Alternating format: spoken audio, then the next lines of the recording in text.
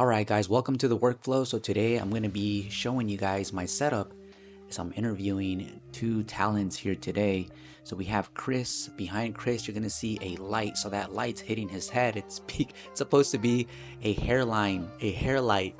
But we ain't got no hair on Chris. But hey, it still allows him to separate from this background. Speaking of the background, we have a small rig up there. It's a 10 watt.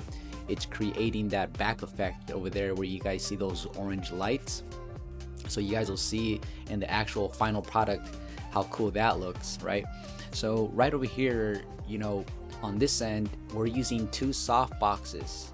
So one's hitting Santiago and one's hitting Chris, and you guys will notice that we're using the honeycomb because we don't want the light to spill out and hit the TV screen or the wall behind Chris. We really want to focus the light, so that's why we're using the honeycomb.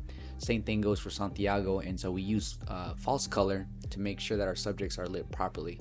We don't want them to be overexposed. So if you hit this button here, this allows me to really dive into the details as far as where the light is good and where the light is not so great. And so we want faces, as far as tones go, to be like in the pinkish area.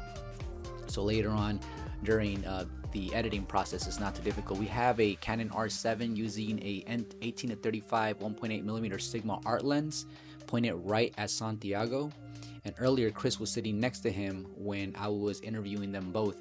But now we removed one of the chairs and Santiago is on the top left side, which still is really nice because here in the background what I did is I added some warmth and I added some yellow, more like orange, to bring about those the plants in the background. And then same thing, we have the light coming down hitting the back side of Santiago, lighting up his hair and his shoulder as well to create, once again, pretty cool separation. I have him mic'd up to a lavalier corded wired mic that's connected to the DJI, that's connected to this receiver right here.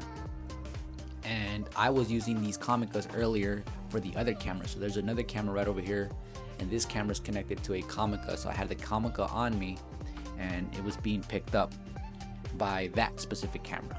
So Santiago is set, and right over here I'm using a 50 millimeter lens so that I can keep the camera as far as back as possible on the Canon, from Chris, so that we don't trample over any cords or tripods. So this allowed me to have this camera further back so we won't have too much clutter going on, because in the beginning it was pretty crazy. So let's see, what else can I show you guys? So that's pretty much the setup. If you guys want to know exactly what I'm using, I'm going to place the links below. I use Canon R7s and I record in 4K fine. Right here you guys got to see that I use a power station and a power bank to power on these lights, so I can pretty much set up almost anywhere. And right here for redundancy, I do have a phone recording the landscape right over here where Santiago is sitting down.